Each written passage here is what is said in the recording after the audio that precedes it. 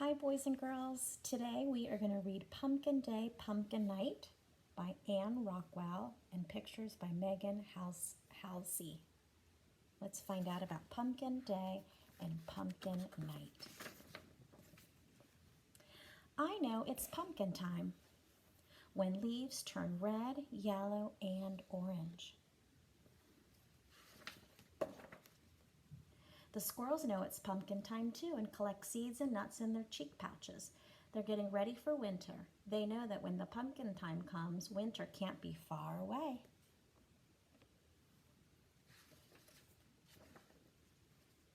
At school, we draw faces on paper pumpkins that we cut out of orange construction paper. We write our names on them. We tape our paper pumpkins to the classroom window. As everyone walks past our school, they will know that pumpkin time is here. And we will work on that this week too with our pumpkin theme, making jack-o'-lanterns. At home, I draw more pumpkin faces. Some look like this and some like this. I've decided I like the one with the biggest, whitest grin, best of all.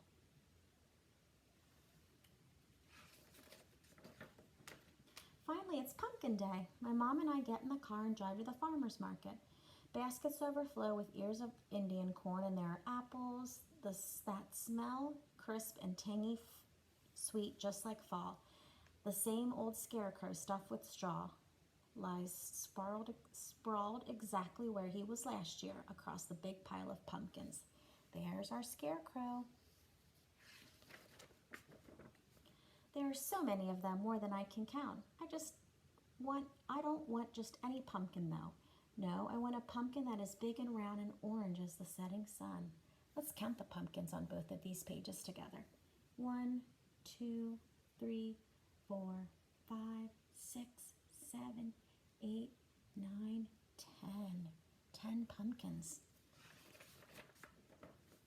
This pumpkin is too tall and skinny. This round one still has patches of green. This is the biggest pumpkin I've ever seen. It's big and round and orange, but I think it's much too big to be my pumpkin, for it won't fit in my car.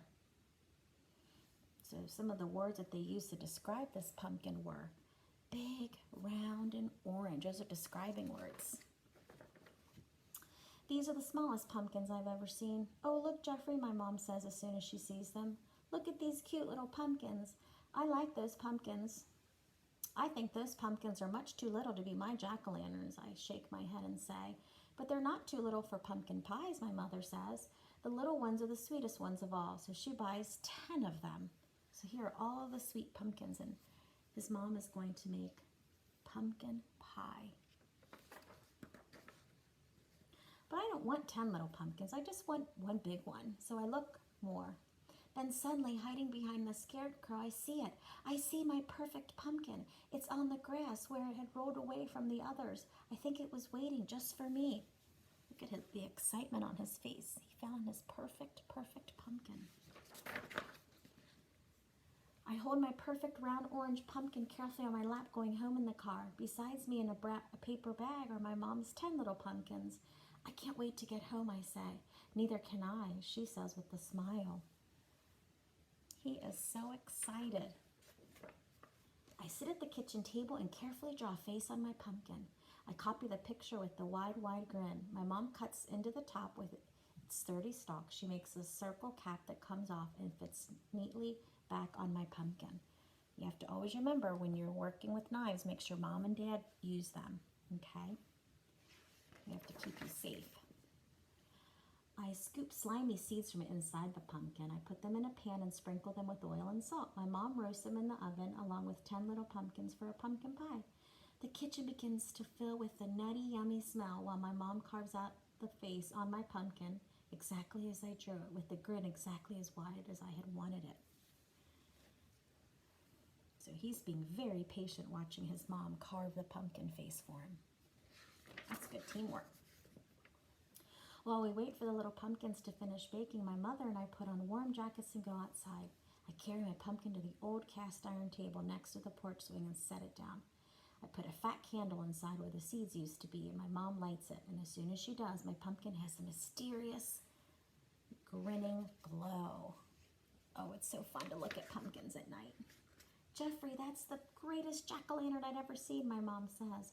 I smile because I know what she says is true. I want my pumpkin glowing in the night. Look at that. Look at that wide grin. It's a perfect pumpkin for the boy, for Jeffrey. Almost all the leaves have blown away and the trees stretch their bare black limbs across the sky. I can see every single star up there, I think. Look, Mom, I say, the stars are so bright. The stars in the sky are very bright, that's true, but they're not as bright as my pumpkin. It glows a fiery orange on a dark and starry night. And look, there it is. And Jeffrey is so proud, isn't he? My perfect pumpkin grins at the big round moon, white and bright, way up in the sky, while all the little pumpkins turn to pie. And here we see the moon, and they described it as bright and white and big and round, all those describing words.